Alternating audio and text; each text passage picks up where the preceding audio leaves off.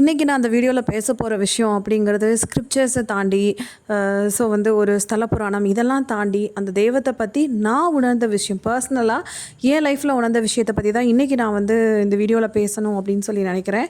அதாவது திருவானைக்காவல், திருச்சி திருவானைக்காவல் நீங்கள் போனீங்கன்னா அங்கே வந்து ஜம்புகேஸ்வரர் தான் வந்து சிவபெருமான், அதுக்கப்புறம் அகிலாண்டேஸ்வரி வந்து அம்மனாக இருப்பாங்க. ஸோ அகிலாண்டேஸ்வரி அம்மன் சன்னதியில், அதாவது அந்த கற்பகிரகத்தோட வாசலில் தாயே அகிலாண்டேஸ்வரி நீயே துணை அப்படின்னு இருக்கும். இது வெறும் வார்த்தை மட்டும் இல்லைங்க, அதை நம்ம வந்து உண்மையிலே ஒரு வாழ்க்கை அதை வந்து பற்றி கொண்டோன்னா அதோட சக்தி வந்து பயங்கரமானது. நான் வந்து அதை உண்மையிலே அந்த டைமில் நான் பர்சனலாக உணர்ந்திருக்கேன். அதாவது பொதுவாகவே நமக்கு நடக்கிற ஆன்மீக அனுபவங்களை வெளியே சொல்லக்கூடாது அப்படின்னு சொல்லுவாங்க. குறிப்பாக வந்து இந்த விஷ்ணுமாய சுவாமி வர்ஷிப் நிறைய வர்ஷிப்ஸில் இருக்குது, இந்த விஷ்ணுமாய சுவாமின்னு இல்லை, ஸோ நிறைய வர்ஷிப்ஸில் வந்து சொல்லுவாங்க. பட் சில நேரங்களில் இன்றைக்கி இருக்க நாத்திகம் பேசுகிற உலகத்தில் சொல்கிறப்ப தான் சில விஷயங்களோட மகிமை தெரியுமோ அப்படின்னு சொல்லி கூட தோணுதுங்க. அதனால் இந்த வீடியோ முழுக்கவே அகிலாண்டேஸ்வரி அம்மன் பற்றி தான் இருக்க போகுது. திருவானைக்காவல் அகிலாண்டேஸ்வரி அம்மன் பற்றி. நான் வந்து சிவனோட பக்த தாங்க, எனக்கு சிவபெருமான் தான் ரொம்ப பிடிக்கும். நான் ஒரு பெரிய ஒரு விஷயம் வச்சுருந்தேன், அதான் நமக்கு நிறைய சமயங்களில் ஒரு முட்டாள்தனமான அபிப்பிராயம் இருக்கும். இப்போ நான் சிவன் கோயில் போனேன்னா ஃபஸ்ட்டு சிவபெருமானுக்கு தான் பிரதான இம்பார்ட்டன்ஸ் கொடுப்பேன்.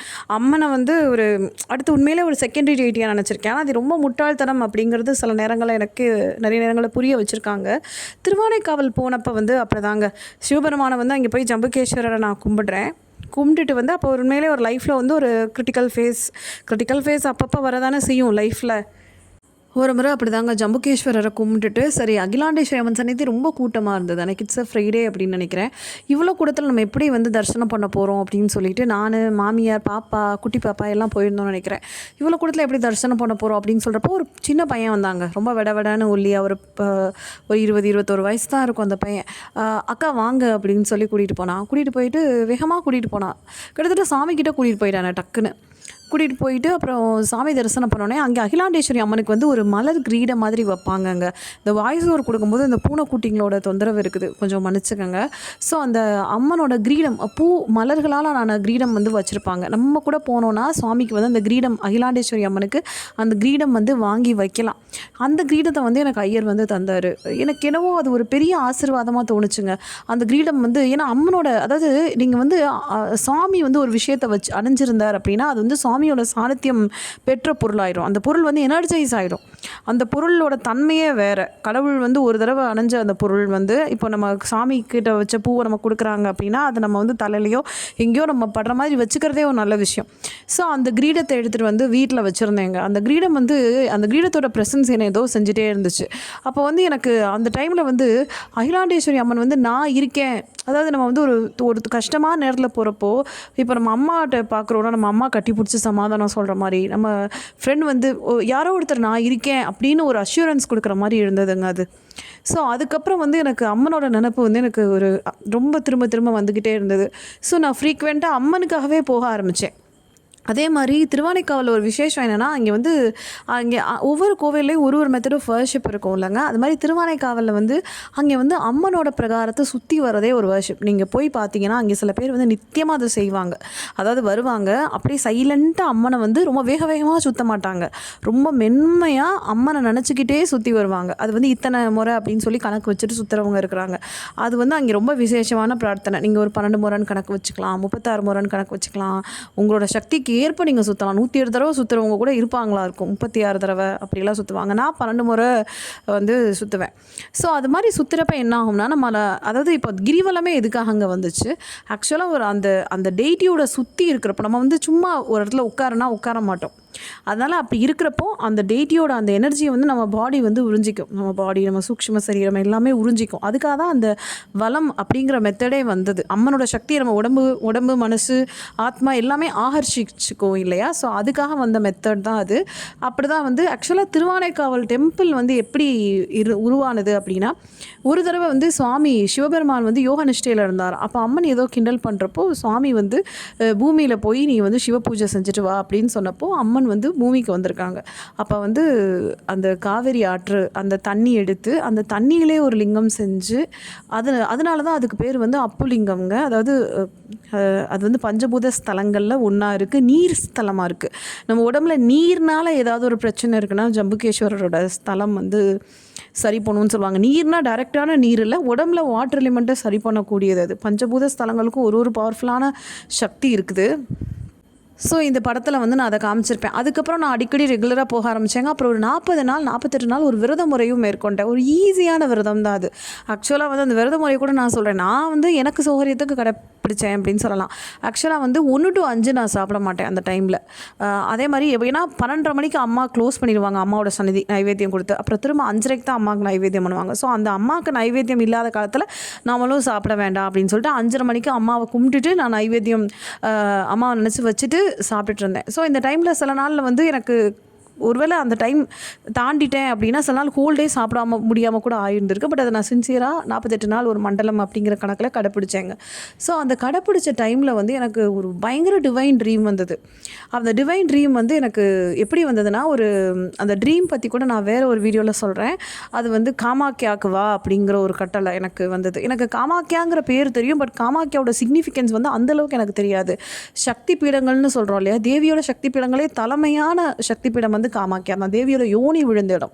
ஏன் யோனிங்கிறது பிறப்பு இருப்பு. ஏன் பிறப்பு யோனிக்கு அவ்வளோ இம்பார்ட்டன்ஸ்னா, ஏன்னா நம்ம எல்லாருமே அவளோட குழந்தைங்க இல்லையா, தேவியோட குழந்தைங்க இல்லையா, அதனால நமக்கு அங்கே தாய் ஸ்தானத்தில் அவள் வீட்டு இருக்கா. ஸோ அதனால் காமாக்கியா வந்து ரொம்ப பவர்ஃபுல் அண்ட் பொட்டன்ஸ் ஸ்தலம். ஸோ அந்த கனவு என்னங்கிறத பற்றி காமாக்கியா பற்றி நான் ஒரு வீடியோ செப்பரேட்டாக போடுறப்ப அதை நான் சொல்கிறேன். உண்மையிலே என்னை வந்து காமாக்கியாவுக்கு கை பிடிச்சி கூட்டிகிட்டு போனது அகிலாண்டேஸ்வரி அம்மன்க. இன்னும் நான் பைரவரை தான் டெய்லி கும்பிட்றேன், இன்னும் நான் காசிக்கு போகல.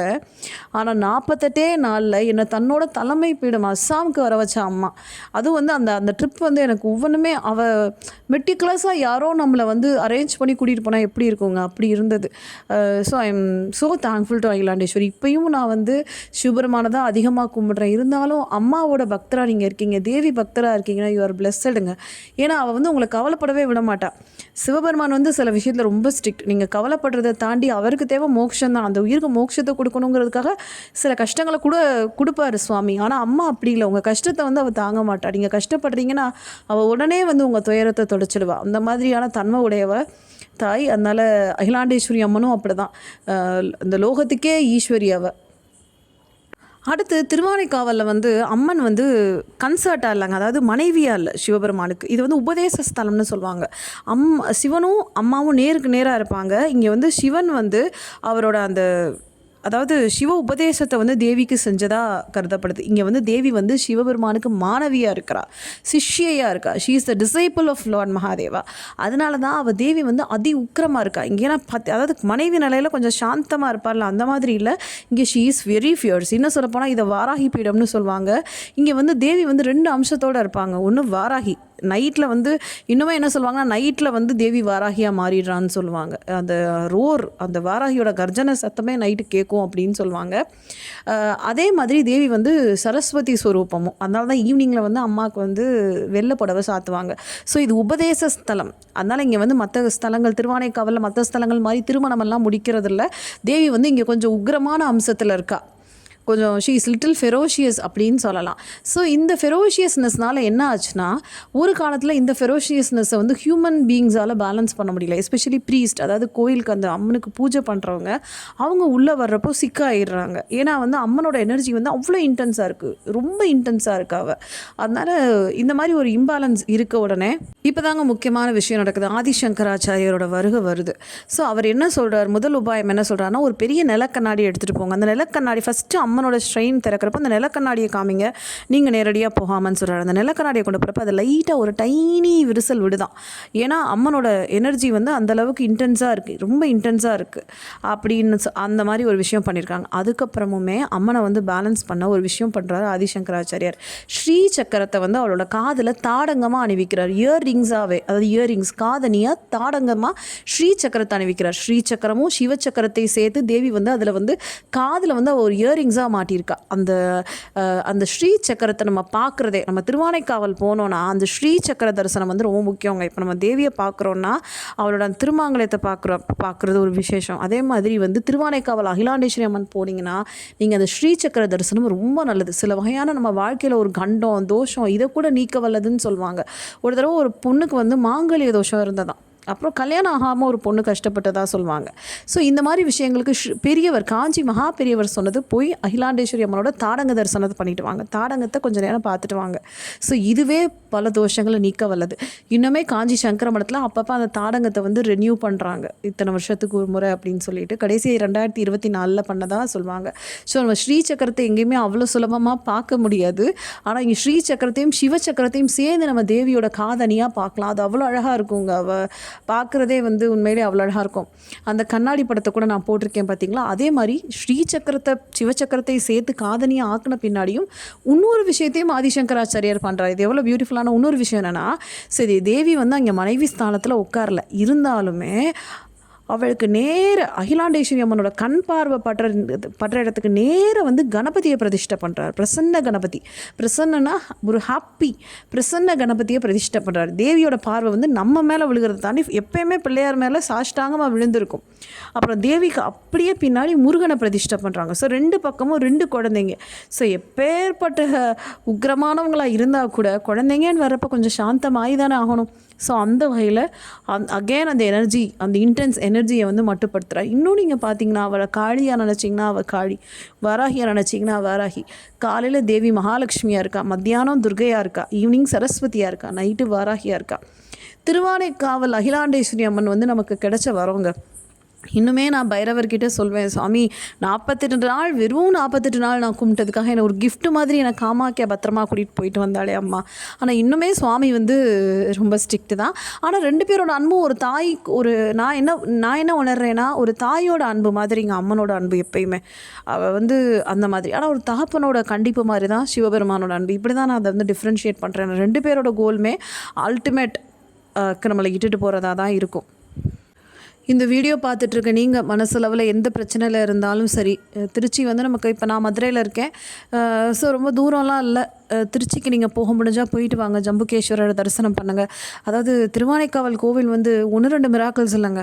அதை கட்டின அரசன் கோச்செங்க சோழன், அவரோட வாழ்க்கையே ஒரு மிராக்கிள் தான். யானைகள் நுழைய முடியாத கோபுரம் அப்படின்னு சொல்லுவாங்க. அதாவது அந்த கோயில் எப்படி உருவானுச்சு அப்படிங்கிறதுக்கு பின்னாடி ஒரு மகத்தான கதை இருக்குது. அந்த கோச்செங்க சோழ மன்னனோட பிறப்பே ஒரு பெரிய ஆச்சரியமான ஒரு விஷயம்தான். அதே மாதிரி எண்ணற்ற ரகசியங்கள் உள்ள கோயில். அடுத்த ஒரு வீடியோவில் வந்து அந்த கோவில் எப்படி உருவாச்சு, அதாவது ஒருத்தரோட ஒரு முன்ஜென்ம ஞாபகத்தால் உருவான கோவில் அது. கோச்செங்க சோழனோட முன்ஜென்ம ஞாபகத்தோட விளைவாக உருவான கோயில். இது வந்து அந்த கோவிலோட கல்வெட்டுகள்லையுமே குறிப்பில் இருக்குங்கிறது பெரிய ஆச்சரியமாக இருக்குது. அதனால் நீங்கள் ஏதோ ஒரு பிரச்சனையில் இருக்கிறீங்க அப்படின்னா தாராளமாக திருவானைக்காவல் போங்க. அந்த அம்மனுக்கு ரொம்ப பிடிச்ச அந்த பிரகார வளம் நீங்கள் வரலாம். அதுக்கப்புறம் வந்து அம்மனுக்கு அந்த பிடிச்ச அந்த மலர் கிரீடம், விதவிதமான பூக்களில் வந்து உங்களுக்கு அந்த அம்மனோட கற்பகிரக வாசலே விற்பாங்க, அதை பண்ணலாம். அதுக்கப்புறம் ஏதோ ஒரு பிரச்சனையில் சிக்கி தவிக்கிறீங்கன்னா அபிஷேகத்துக்கு இப்போ நம்ம தமிழ்நாடு கவர்மெண்ட் போர்ட்டல்லே நம்ம பதிஞ்சிட முடியுது. ஸோ நான் அப்படி பதிஞ்சிட்டோம்னா நம்ம அபிஷேகத்துக்கு நம்ம ரொம்ப ஃப்ரீயாக நல்லா பார்க்கலாம். அதோட அம்மனுக்கு வந்து அந்த அபிஷேகம் வந்து நம்ம சும்மா நினைக்கிறோங்க, ஆனால் அது சில விஷயங்களை வந்து உடம்புல ஹீல் பண்ணும். நம்ம அந்த அபிஷேகம் பண்ணுறப்ப ஏதோ ஒரு உடம்பு பிரச்சனையில் கஷ்டப்பட்டோன்னா கூட அது சரி பண்ணியிருக்கு. அதனால் வந்து இந்த வீடியோ பார்த்துட்ருக்க ஒவ்வொருத்தருக்குமே அகிலாண்டேஸ்வரியோட அந்த அனுகிரகம் வந்து கிடைக்கட்டும் அப்படின்னு சொல்லிட்டு நினைக்கிறேன். அதே மாதிரி சிவபெருமானோட பஞ்சபூத ஸ்தலங்கள் பற்றியும் ஒரு வீடியோ கண்டிப்பாக நான் மேக் பண்ணுவேன். ஏன்னா ஒவ்வொரு ஸ்தலமுமே ஒவ்வொரு வகையில் வந்து ரொம்ப பவர்ஃபுல் அண்ட் பொட்டன்ட்.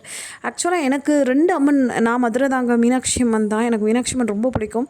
ஆனால் எனக்கு 2 அம்மனோட சக்தியை பார்த்து நான் பிரமிச்சு போயிருக்கேன். ஒன்று வந்து ஏன் பர்சனல் எக்ஸ்பீரியன்ஸில் திருவானைக்காவல் அகிலாண்டேஸ்வரி அம்மன், அப்புறம் திருக்கடையூரில் அபிராமி. அதாவது அவங்க வந்து அப்படியே வந்து they are brimming with energy அப்படின்னு சொல்லலாம். இது ஒவ்வொருத்தரோட பர்செப்ஷன் பொறுத்து வந்து மாறும். அதே மாதிரி என்னோடய சப்ஸ்கிரைபர்ஸ் அண்ட் வியூவர்ஸ் எல்லாருக்குமே தேங்க்ஸ் ஃபார் சப்போர்ட்டிங். ஏன்னா எனக்கு வந்து லாஸ்ட் வீடியோ பரசுராமரோட வீடியோ, ஏன்னா அது வந்து அதாவது அந்த வீடியோக்கு வந்து நல்ல ரெஸ்பான்ஸ். So keep supporting. தாய் அகிலாண்டேஸ்வரி நீயே துணை.